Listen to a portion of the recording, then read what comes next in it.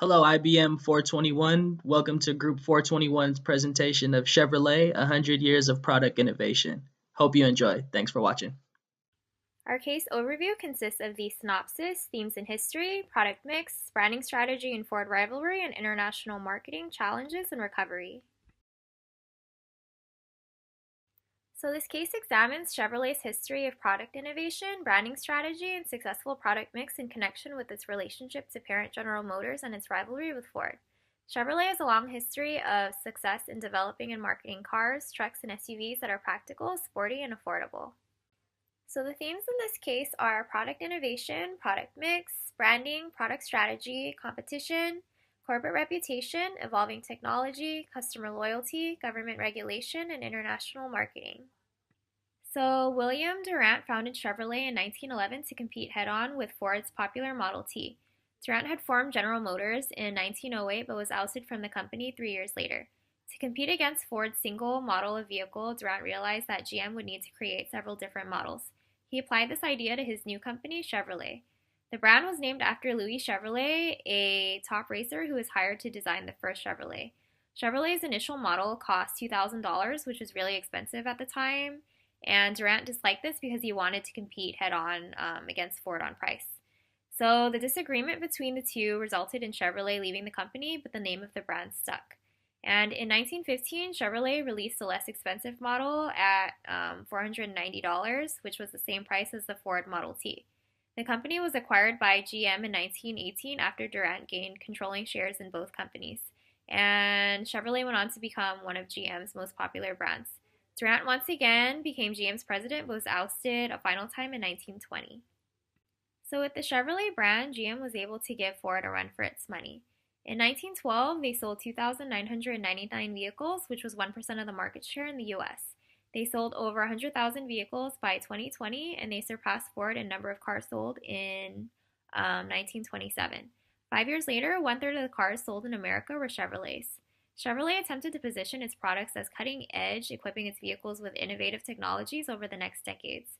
They formed a joint venture with Toyota in 1984 to learn more about their famous production systems, and in turn, Toyota was able to gain entry into the U.S. market. The partnership, called New United Motor Manufacturing Inc., aka NUMMI, lasted until 2010. So, since the very beginning, Chevrolet has always had an inclination for racing. The company continues to sponsor race car drivers, and its association with race car driving has established its models as sporty, high-quality vehicles. And in 2012, Chevrolet also provided engines for the Indy Racing League, and by re-entering this league, Chevrolet has reinforced its racing heritage and brand image. Okay, so now we're going to go over the product mix. So over the last 100 years, the Chevrolet brand has been associated with almost every type of vehicle on the road. For example, trucks, delivery vans, full and midsize, compact and subcompact automobiles, sports cars, and race cars. Chevrolet is the first car maker to create the idea of planned product obsolescence. So based on this concept, Chevrolet introduces a new car model each year, which is a type of product modification. This marketing strategy allowed Chevrolet to overtake Ford in sales. Many consumers look forward to each new model and are often encouraged to trade in their cars each year. So this chart shows the entire portfolio of Chevrolet vehicle models sold in the US. Here we look at a number of models that represents the diversity of the Chevrolet product mix that exists today. Hi, I'm Gina. I'm going to start off with Chevrolet's product mix. So getting started, the Chevy Corvette. It was one of Chevrolet's most important milestones. It was their initial foray into the sport car world. It was known as America's sport car. It turned into a prestigious product with models selling from 50,000 to 100,000. Chevrolet attempted to position the Corvette as a combination of sportiness and luxury. For instance, one of its earliest taglines was, "Looks like a sports car, feels like a sports car, performs like a sports car, how come it's a luxury car?" So throughout the years, Corvette has gone through 6 generations, with each successive model undergoing additional modifications in quality and style. Although the Corvette is still going strong, it has likely reached the maturity stage due to the product innovations on newer Chevrolet models changing customers' taste. Loyal fans keep the Corvette going stronger for many years, and recently in 2009 they reached their lowest sale in 1961, They also have special anniversary editions, such as the one pictured, that kind of help the sales. The next car that I'm going to talk about is the Chevy Camaro. GM released the Camaro in 1967 to directly compete against the Ford Mustang. It's the story of a car model that would not be conquered. They released it and it was named the animal that ate the Mustangs. The model has gone through 5 generations and many up and downs in popularity over its 35-year run. Towards the turn of the century, it became clear that GM was considering discontinuing the Camaro as new lineups had not significantly changed in design as previous ones, and in 2002 was officially discontinued. 8 years later, however, due to pressure from dedicated fans, GM resurrected the Camaro with the release of the 2010 model.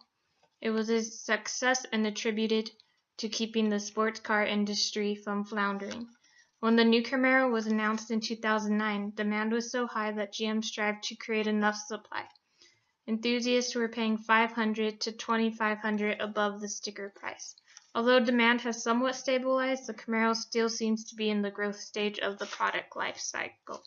But fierce competition and rapidly changing consumer taste will require the company to continually modify its products in order to maintain its competitive advantage. The next car that I'm going to talk about in Chevrolet's product line is the Impala. The Chevrolet Impala was introduced in 1958 and went on to become one of Chevy's best-known brand vehicles. As a full-size family sedan, the Impala is one of Chevy's larger car models. It experienced extreme growth during the 1960s. Over the years, it has undergone 10 generations of new models, with some being known as collector's items. For instance, the 1963 model has a small block V8 and front bucket seats, which are considered very valuable.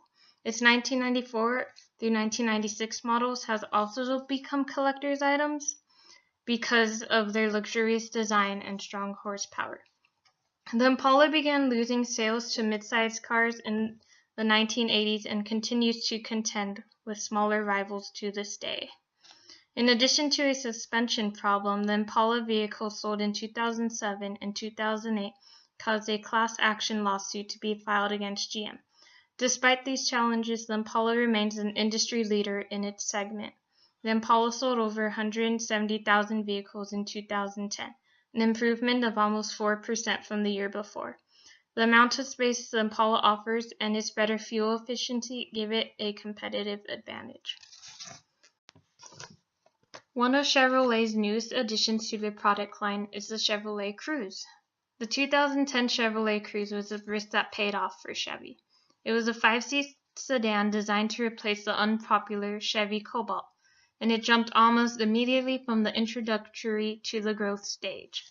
The success of the Cruze shocked industry experts. Within its first year of sales, the Cruze ranked as the 10th most popular vehicle within the United States. In 2011, it became the nation's best-selling car.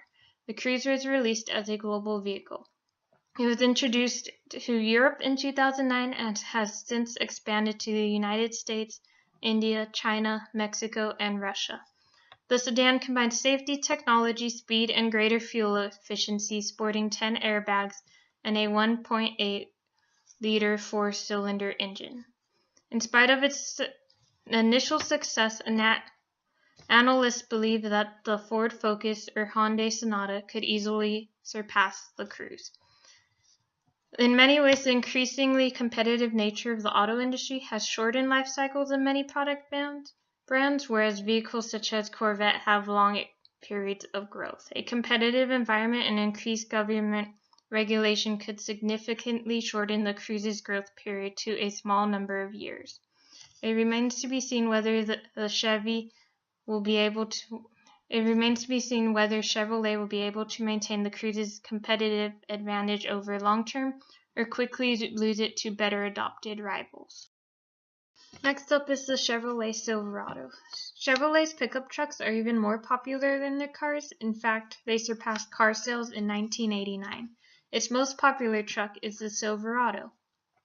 Improvements made to the Chevrolet Silverado pickup have resounded with customers.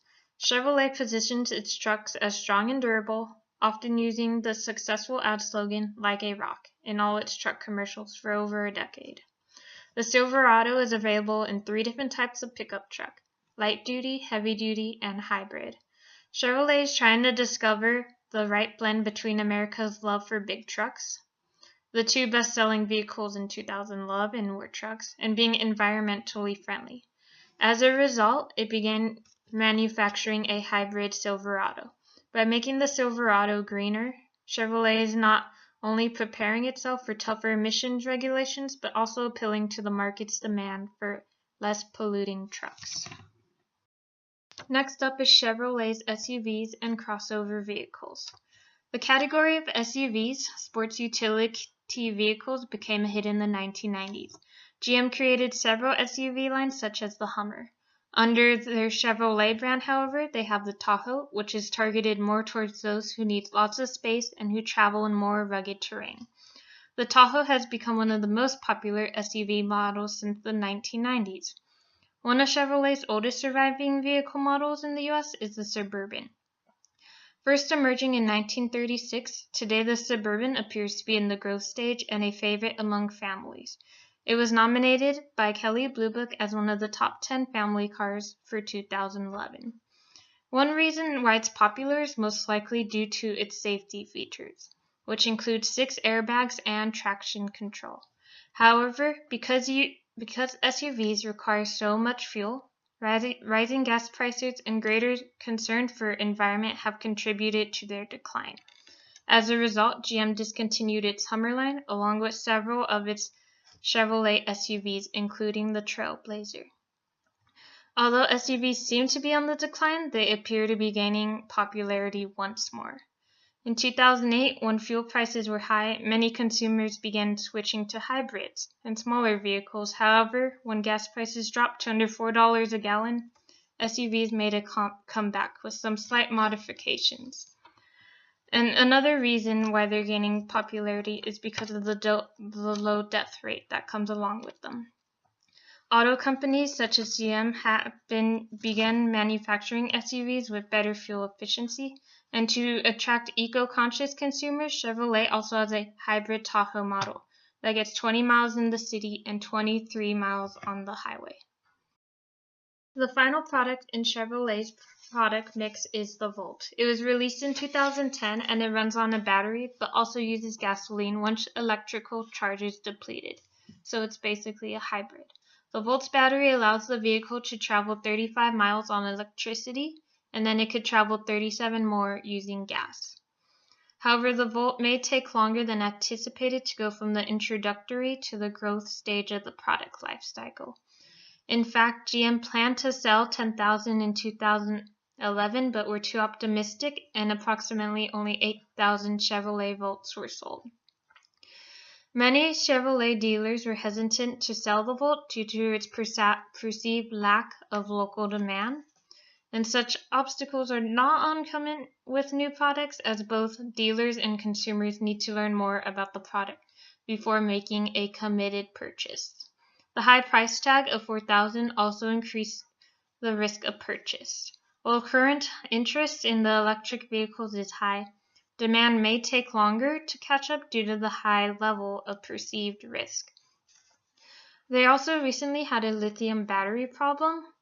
Their lithium battery problem was problematic in crashes, so basically the battery caught on fire after 3 government crash tests, but the fires themselves would not occur until days or weeks after the crashes, and then further investigations revealed that the coolant line got damaged during the crash test, and the coolant leaked onto the battery wires, which was causing the fire. So they took quick action, and they actually provided loaner cars to consumers to use while their Volts were modified, and even offered to buy back the Volts of the customers who no longer wanted them. This quick action saved them from an early demise, and the initial safety challenges could still have a significant effect on the demand. The Volt does have some major advantage though. The Nissan Leaf, its prime competitor, is a truly electric car, whereas the Volt will run on gas if necessary, since it is a hybrid. GM's VP of Marketing saw this as a major advantage and used it to position the Volt as a car first and an electric second, and claimed that the Volt can give drivers a peace of mind and that they will not be stranded if they use up their electricity reserves. However, the recent battery fires have reduced faith in the Volt and cast doubt on the electric vehicle industry as a whole.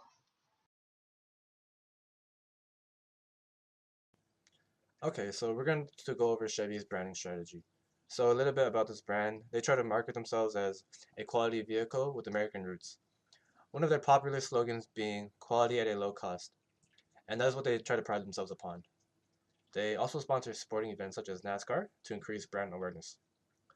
They focus a lot on a lot of very patriotic themes. Some slogans such as America's best seller or America's best buy.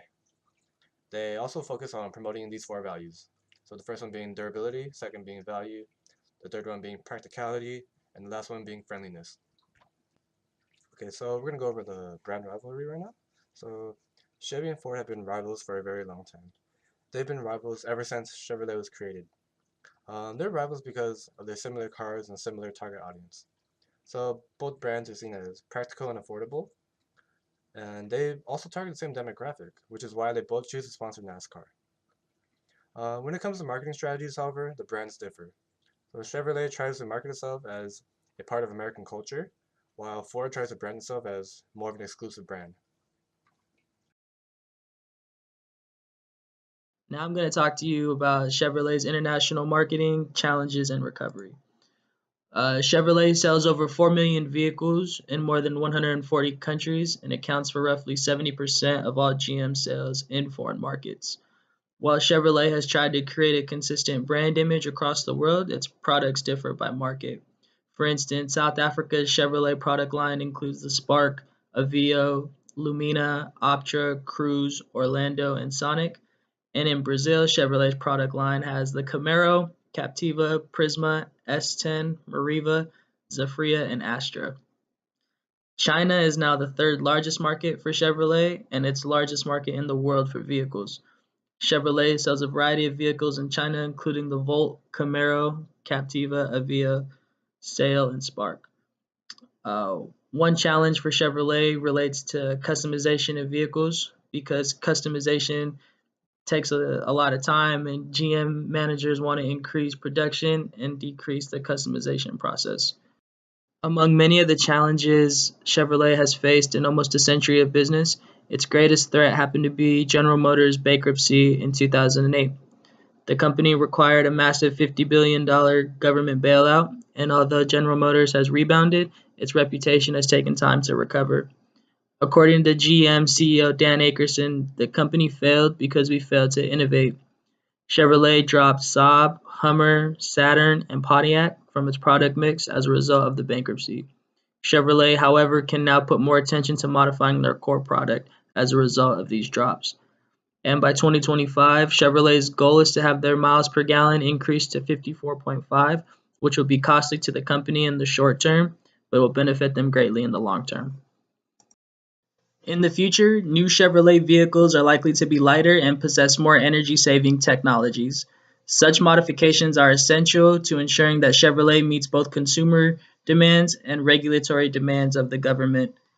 The Chevrolet brand has become a model as to which marketers aspire. Unlike so many other brands, it has lasted for a century due to its innovative product modifications and its ability to rebound from its failures. It must continue to seize market opportunities, constantly modify its products, and adapt its brand to the changing consumer tastes. Successfully meeting these criteria could enable the Chevrolet brand to be successful for another century to come. Thank you for watching.